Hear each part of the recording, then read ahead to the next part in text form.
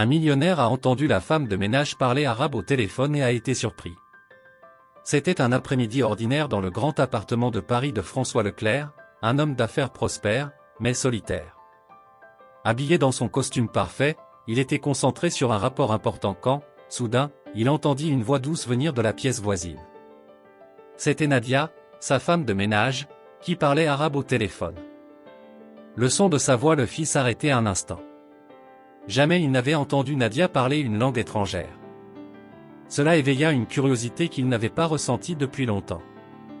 François avait toujours été un homme de contrôle. Sa vie était organisée, ses affaires florissantes, mais il n'avait jamais pris le temps de connaître réellement ses employés.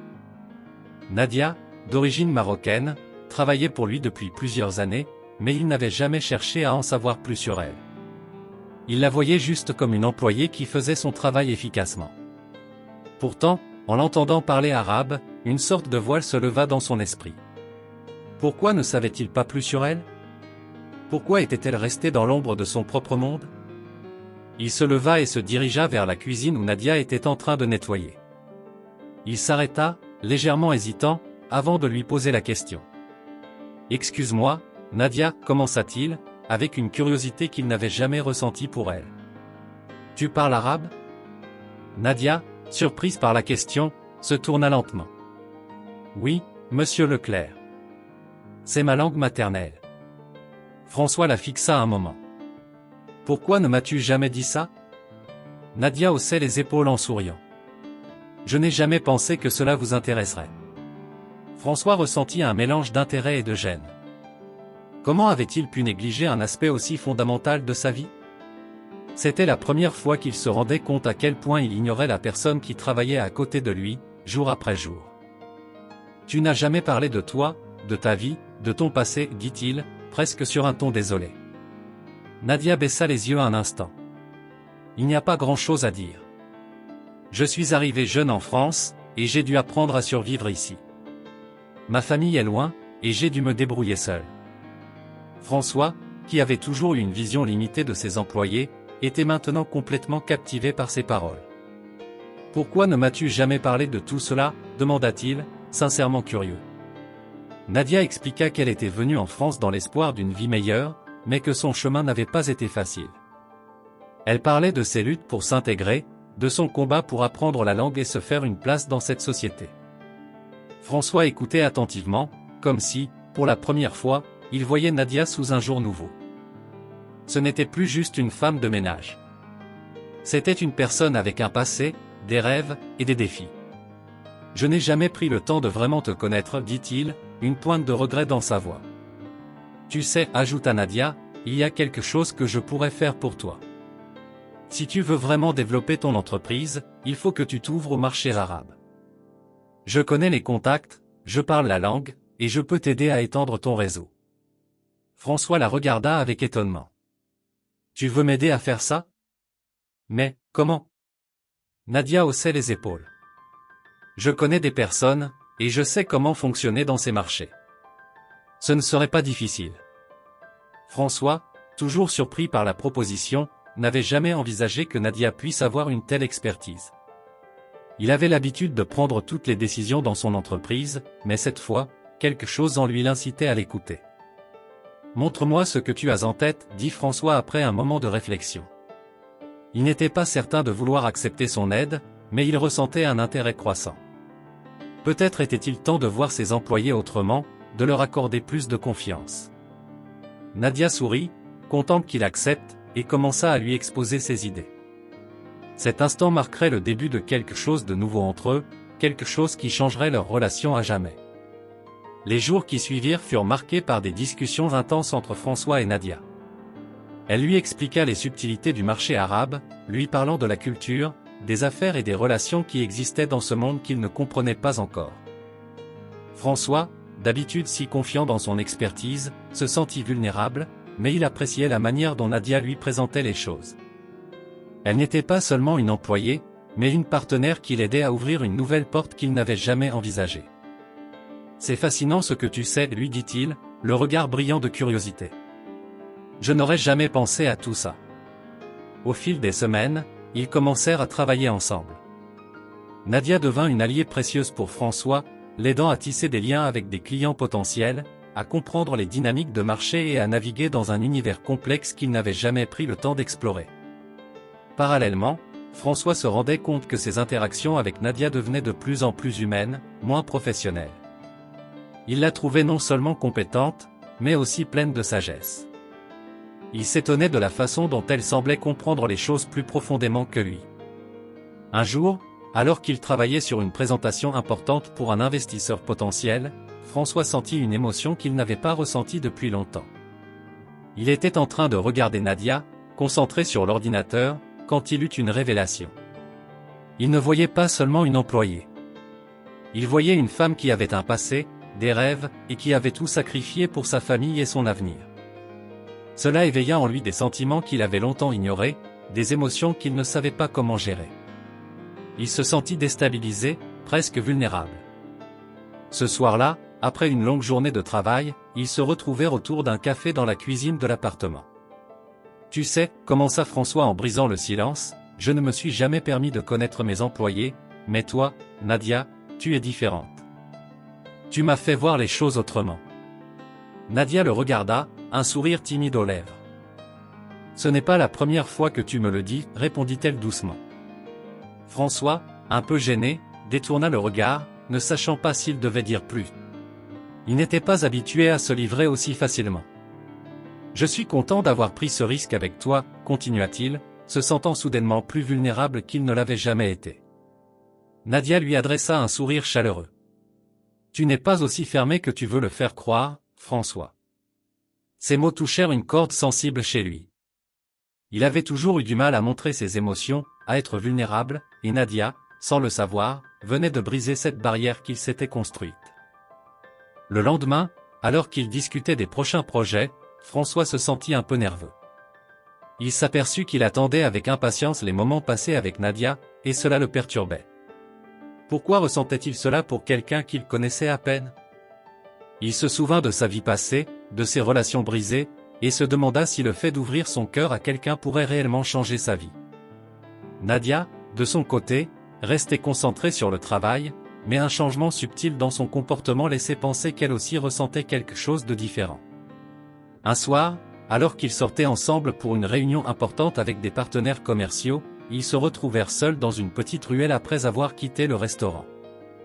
Le vent frais de la nuit soufflait sur la ville, et François se tourna vers Nadia. « Tu sais, je crois que j'ai toujours eu peur de me laisser aller, lui avoua-t-il, sa voix grave. Mais avec toi, c'est différent. Je me sens plus humain, plus vrai. » Nadia le regarda avec étonnement, surpris par la sincérité de ses mots. « C'est normal de se sentir vulnérable, répondit-elle, et parfois, ça nous rend plus forts. » Ils se tenaient là, dans le silence, partagés entre le poids de leurs émotions et l'envie de se rapprocher davantage. Ce moment marqua un tournant dans leur relation.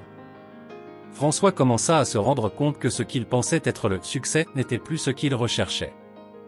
L'argent, les affaires, tout cela semblait bien dérisoire face à l'authenticité et à la simplicité de la connexion qu'il avait avec Nadia. Peu à peu, il se rendait compte qu'il avait négligé ce qui comptait vraiment, les relations humaines. Et dans cette recherche de sens, il se rendait compte qu'il avait une occasion de se racheter, de réparer ses erreurs passées, et d'être plus ouvert à ceux qui l'avaient blessé. Nadia, de son côté, n'avait jamais cherché à être plus que ce qu'elle était pour lui. Mais au fond d'elle, elle savait que cette connexion naissante pouvait transformer sa propre vie, lui permettant de renouer avec des parties d'elle qu'elle avait laissées de côté. Elle se sentait réconfortée par le fait que François, un homme qu'elle considérait au départ comme inaccessible, semblait enfin la voir, non seulement comme une employée, mais comme une personne à part entière. Les semaines suivantes furent une période de grande réflexion pour François. Il se rendait compte qu'il avait négligé l'essentiel pendant trop longtemps. Ses priorités avaient toujours été l'argent et les affaires, mais maintenant, il comprenait que la véritable richesse résidait dans les relations humaines et dans les moments partagés avec ceux qu'il aimait. Un jour, alors qu'ils travaillaient sur un projet ensemble, il observa Nadia de plus près, réalisant à quel point elle était essentielle pour lui, bien plus qu'il ne l'avait imaginé au départ.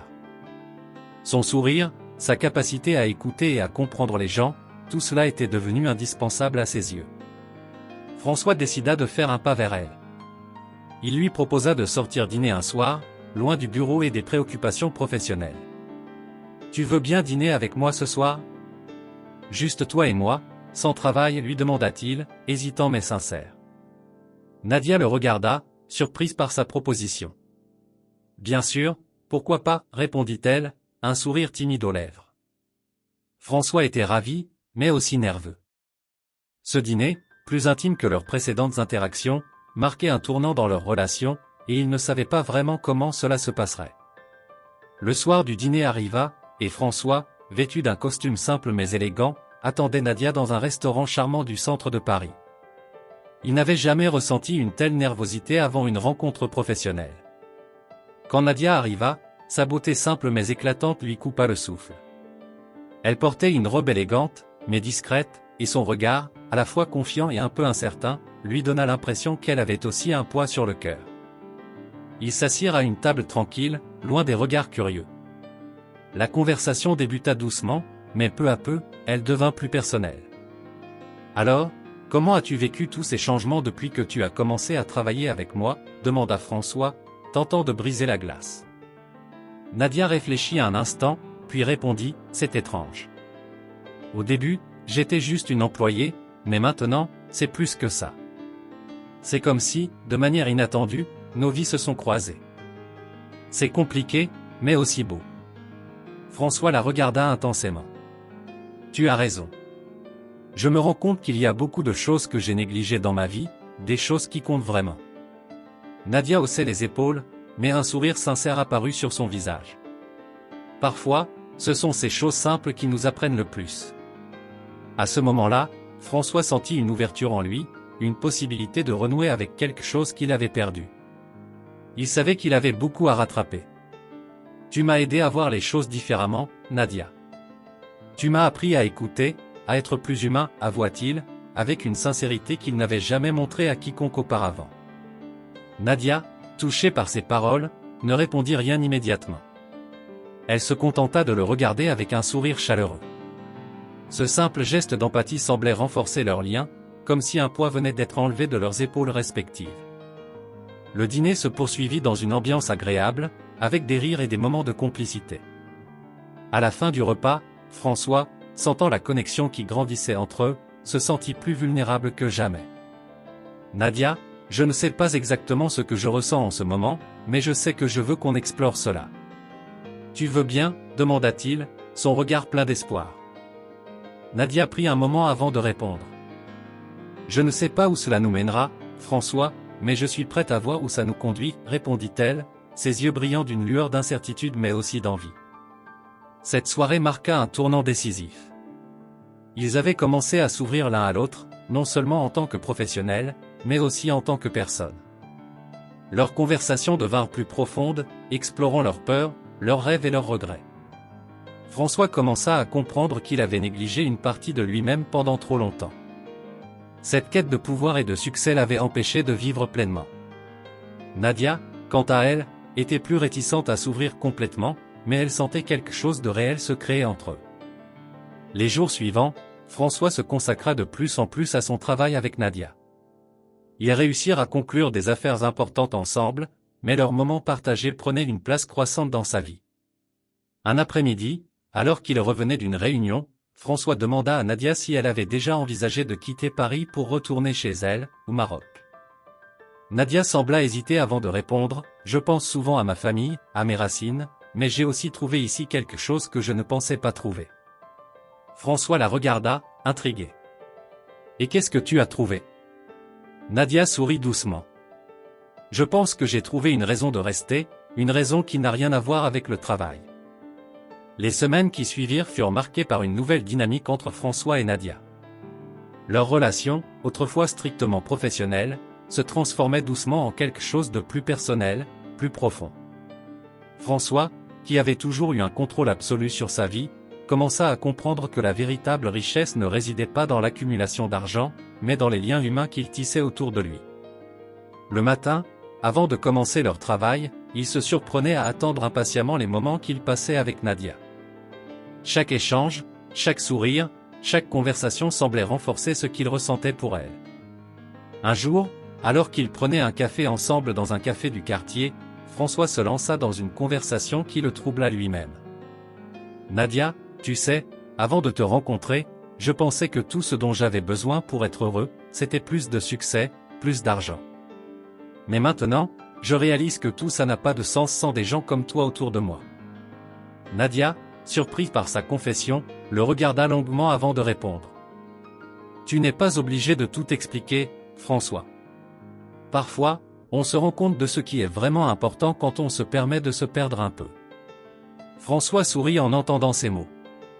Peut-être que je me suis perdu un peu trop, en fait. Il y avait une sincérité dans sa voix qu'il n'avait pas utilisée auparavant, et Nadia sentit qu'il se confiait davantage à elle. Parfois, il faut prendre du recul pour voir où on va, dit-elle calmement, mais ce n'est pas toujours facile de savoir dans quelle direction aller. Ils échangèrent un regard qui en disait long sur ce qu'ils ressentaient, sans qu'aucun mot ne soit nécessaire. Alors que leur connexion se renforçait, François découvrit qu'il avait un autre défi à relever. Un jour, il reçut un appel inattendu. C'était une ancienne compagne de sa vie, Claire, une femme qu'il avait négligée pendant trop d'années. Elle lui annonça qu'elle vivait désormais seule avec leur enfant, un garçon de 6 ans. François n'en revenait pas. Il n'avait jamais su qu'il avait un enfant, et la nouvelle le bouleversa profondément. « Tu es le père de Lucas, lui dit-elle, d'une voix froide, et il est temps que tu prennes tes responsabilités. » L'annonce de ce fils, qu'il ignorait depuis toujours, le frappa comme un coup de tonnerre. « Claire, je ne savais pas. Je ne savais pas qu'il existait, balbutia François, se sentant complètement perdu. Claire, d'un ton plus ferme, répondit, ça fait des années que je te l'ai dit, François. Mais tu n'étais jamais là. Tu étais trop occupé à courir après des choses qui ne comptent pas. La réalité de cette situation s'abattit sur lui avec toute la force de la culpabilité. Il avait ignoré une partie de lui-même, une partie de sa vie. Après l'appel, François resta figé dans son bureau, absorbé par ses pensées. Il avait négligé une personne qu'il n'avait même pas connue, et cet enfant qui était à lui, qui vivait sans sa présence. Il se rendit compte que, malgré son succès professionnel, il avait perdu des années de sa vie à poursuivre quelque chose qui n'avait finalement aucune valeur. Il avait besoin de réagir. Il devait réparer cette erreur. Mais comment commencer? C'est Nadia qui, cette fois, l'aida à prendre la décision qui allait changer sa vie. Le lendemain, alors qu'ils travaillaient ensemble, François lui confia la nouvelle. « J'ai un fils, Nadia. Et je ne sais même pas par où commencer pour rattraper tout le temps perdu. » Nadia le regarda longuement, sans jugement. « Il n'est jamais trop tard pour faire amende honorable. Si tu veux être là pour lui, tu le seras. Mais il va falloir être prêt à tout reconstruire. » François sentit son cœur se serrer. Il avait négligé cet enfant, mais il n'allait pas le laisser partir sans essayer de réparer les choses. Nadia, avec sa sagesse tranquille, lui offrit un soutien qu'il n'avait jamais cherché. « Tu es capable de changer, François. Ce ne sera pas facile, mais il est important que tu essaies. » François se rendit compte que le chemin vers la rédemption ne passerait pas seulement par des mots, mais par des actions concrètes. Il avait une chance de changer, de devenir un père pour Lucas, et cela passait par un travail sur lui-même. « Je vais tout faire pour être un bon père, » dit-il avec une détermination qu'il n'avait pas ressentie depuis longtemps. Cette conversation avec Nadia marqua un tournant dans la vie de François. Il réalisa que l'amour, la famille et la réconciliation étaient plus puissants que tout l'argent qu'il avait accumulé. Il se lança dans cette nouvelle aventure avec une énergie qu'il n'avait jamais eue auparavant. Et, plus que tout, il comprit que Nadia était une partie essentielle de ce processus. Son soutien et son amour lui donnaient la force de changer, d'être quelqu'un de meilleur, non seulement pour son fils, mais aussi pour elle. François se lança dans une quête de rédemption, mais il savait que le chemin serait difficile. Après des années d'absence, il devait renouer avec Lucas, son fils. La première rencontre avec lui fut plus émotionnelle qu'il ne l'avait imaginé. Quand il frappa à la porte de l'appartement de Claire, il se sentit nerveux, perdu. Claire lui ouvrit, froide mais déterminée. « Tu l'as cherché, François. Maintenant, tu dois être à la hauteur, » dit-elle en l'observant d'un air méfiant. François hocha la tête, prêt à accepter la responsabilité, mais il savait que regagner la confiance de Claire et de Lucas ne serait pas facile. Quand Lucas entra dans la pièce, ses yeux bruns, curieux mais timides, croisèrent ceux de François. « Tu es mon papa ?» demanda-t-il simplement, d'une voix hésitante. François sentit un nœud dans son estomac. Il n'avait jamais imaginé que ce moment viendrait. Il s'agenouilla devant l'enfant et, avec une tendresse qu'il n'avait jamais ressentie auparavant, répondit « Oui, Lucas. Je suis ton papa. Et je suis là maintenant, je vais faire tout ce que je peux pour être un bon père. » Lucas ne répondit pas tout de suite, mais il lui tendit lentement la main. François la prit, son cœur se serrant dans sa poitrine. Il avait manqué tant de choses, mais il était déterminé à rattraper le temps perdu. Les jours suivants furent remplis de rencontres et de moments d'apprentissage. François apprenait à connaître son fils, à comprendre ses besoins, ses peurs et ses envies. Lucas était un garçon sensible, avec un sourire timide, mais il avait aussi un certain mépris pour François, celui d'un enfant qui avait grandi sans la présence de son père. Claire, bien que plus ouverte à l'idée de renouer, était toujours sur la défensive. Elle ne voulait pas que François gâche cette seconde chance. Il ne suffit pas de vouloir être un père, François. Il faut le prouver, jour après jour, lui dit-elle un soir, après que Lucas se soit endormi. François prit ses paroles à cœur. Chaque jour, il faisait de son mieux pour être présent pour Lucas, pour lui offrir des moments de bonheur simples, comme les promenades dans le parc, les jeux de société et les lectures avant le coucher. Mais il se rendit vite compte que, pour gagner le cœur de son fils, il devait se transformer. Cela ne suffisait pas de simplement être là physiquement. Il devait être émotionnellement présent. Et ce changement, cette ouverture de son cœur, était difficile pour lui, un homme qui avait toujours cherché à tout contrôler. Mais il savait que c'était la seule manière de se racheter. C'était Nadia, comme toujours, qui l'aidait à naviguer dans cette nouvelle réalité. Un soir, après avoir passé du temps avec Lucas, François lui confia ses peurs. « Je veux être un bon père, Nadia, mais parfois, j'ai l'impression de ne pas savoir comment faire. Comment être là pour lui quand je ne connais même pas le rôle que je suis censé jouer ?» Nadia le regarda et, avec une sagesse qu'il n'aurait jamais cru possible chez elle, répondit « Tu n'as pas besoin d'être parfait, François. Ce qui compte, c'est d'être présent. D'être sincère, ouvert, et de lui montrer que tu tiens à lui. C'est ça, être un père. » Ces mots résonnèrent profondément en lui, comme un éclair qui illuminait son chemin. Avec le temps, François comprit que la véritable richesse n'était pas de bâtir un empire, mais de bâtir des relations solides, sincères. Il se rendait compte que la réussite ne se mesurait pas seulement en chiffres, mais en moments partagés, en amour donné et reçu. Sa vie, autrefois dominée par l'ambition et l'argent, se transformait. Il apprenait à vivre pour les autres, à investir son temps et son énergie dans ce qui comptait vraiment, sa famille. Et petit à petit, il sentait son cœur s'ouvrir davantage, comme si une partie de lui, qu'il avait longtemps ignorée, se réveillait enfin. Un soir, après une journée passée avec Lucas, François rentra chez lui, fatigué mais heureux. Il reçut un message de Claire, « Je vois que tu changes. Je vois que tu t'investis pour Lucas. Peut-être que j'avais tort de douter de toi. » François se sentit soulagé, mais il savait qu'il avait encore beaucoup à prouver. Il n'avait pas encore gagné la confiance totale de Claire, mais il était prêt à se battre pour cela. Chaque pas, chaque effort qu'il faisait pour être un meilleur père et un meilleur homme lui semblait précieux. Nadia, qui avait été à ses côtés tout au long de cette transformation, le regarda avec des yeux pleins de fierté. « Tu vois, François ? Ce n'est pas en contrôlant tout que tu trouves la paix.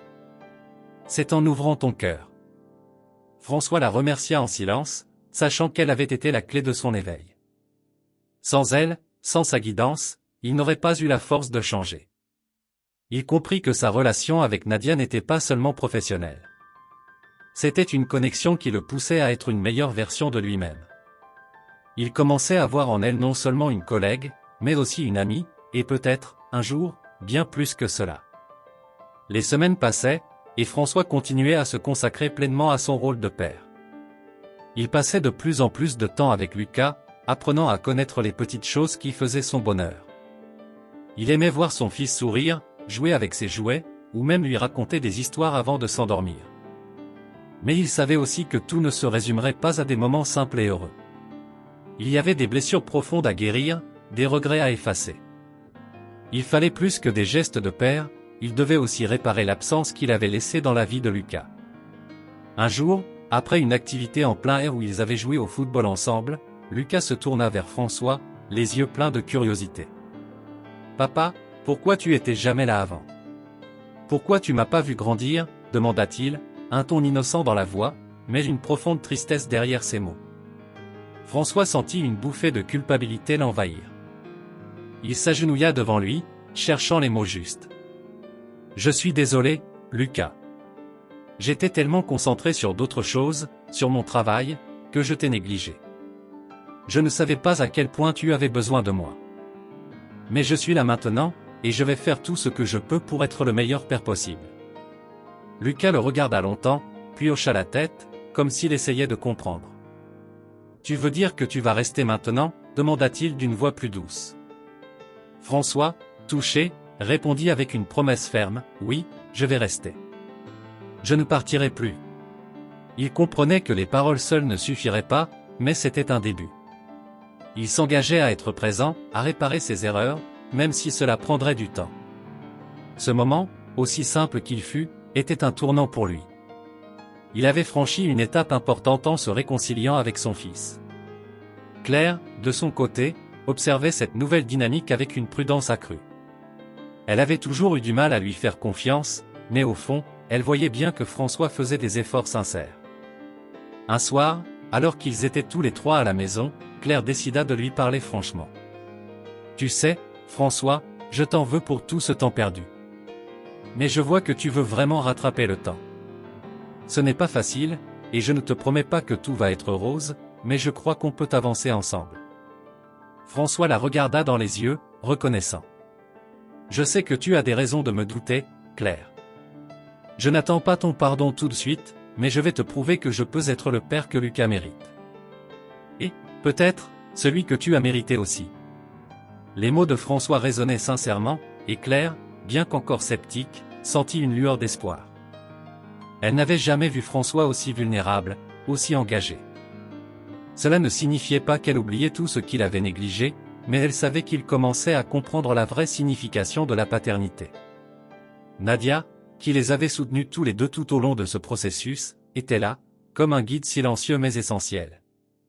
Elle avait vu François évoluer sous ses yeux, et c'était dans ces moments que son rôle avait été crucial. Elle lui apportait un soutien moral qu'il n'avait jamais trouvé ailleurs.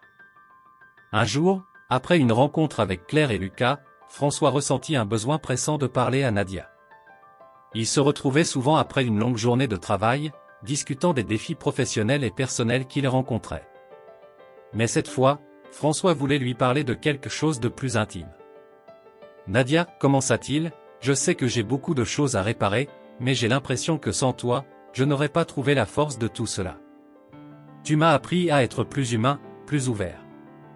J'ai beaucoup de regrets, mais aussi de l'espoir. » Nadia le regarda calmement, avec un léger sourire.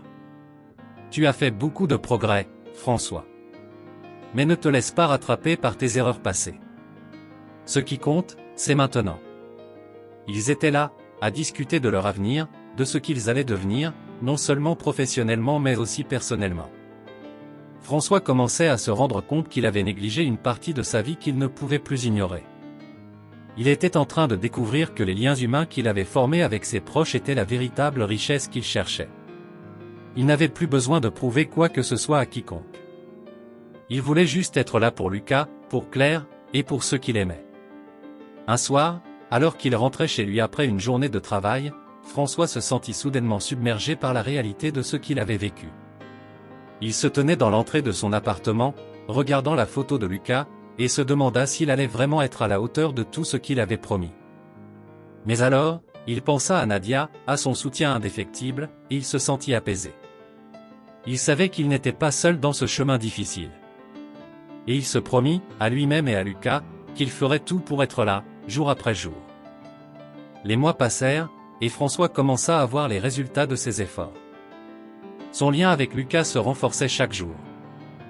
Ils jouaient ensemble, faisaient leurs devoirs, et François apprenait à être patient, à écouter ce que son fils avait à dire. Lucas, bien qu'il ait encore des moments de réserve, commençait à s'ouvrir de plus en plus. Un jour, en rentrant de l'école, il courut vers François et lui dit avec enthousiasme, « Papa, aujourd'hui j'ai eu une bonne note en mathématiques. » François sourit largement, ému de voir que son fils commençait à croire en lui. « C'est génial, mon grand. Je suis tellement fier de toi. » Ces simples moments étaient plus précieux que tout l'argent qu'il avait accumulé dans sa vie. Claire, qui observait François s'impliquer de plus en plus, commença à adoucir son attitude. Elle le voyait passer du temps avec Lucas, s'efforcer d'être un père présent et responsable, et elle commençait à revoir son jugement. Un soir, après que Lucas se soit endormi, elle s'assit avec François. « Je vois ce que tu essaies de faire. Ce n'est pas facile, je le sais.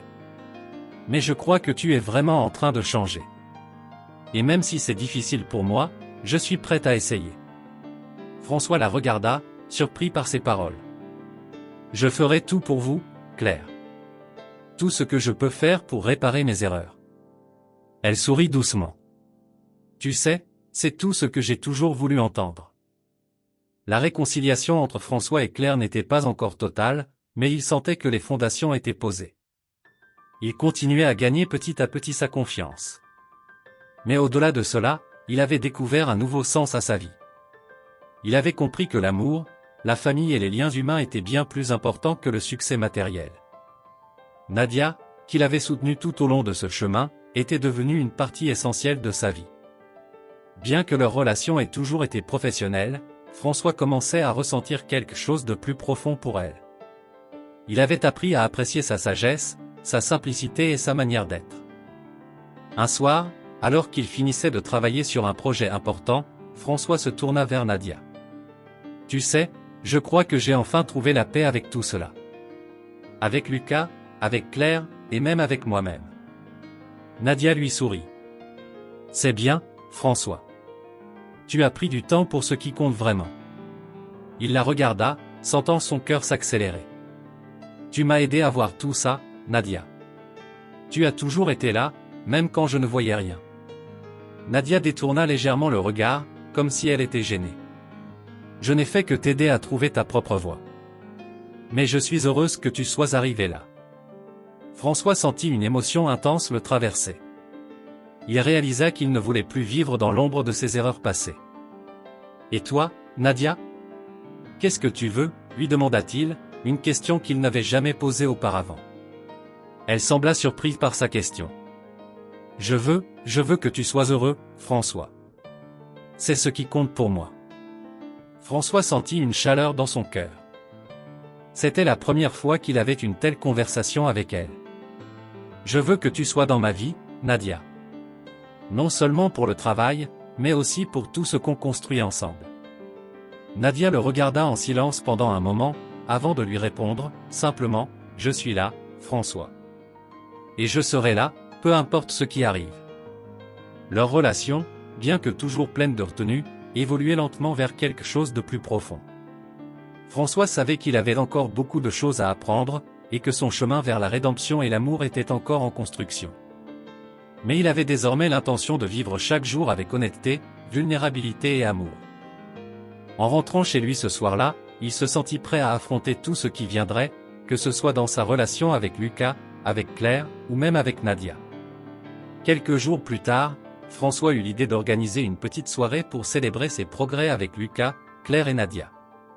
Ce moment serait, pour lui, un symbole de la famille qu'il avait toujours voulu, mais qu'il avait trop longtemps négligé. « Nous avons traversé tellement de choses, mais nous sommes là ensemble, et c'est ce qui compte, pensa-t-il en préparant le dîner. C'était le début d'une nouvelle vie, une vie fondée sur l'amour, le pardon et la réconciliation. François savait que la route serait encore longue, mais il se sentait prêt à la parcourir, entouré des personnes qu'il aimait.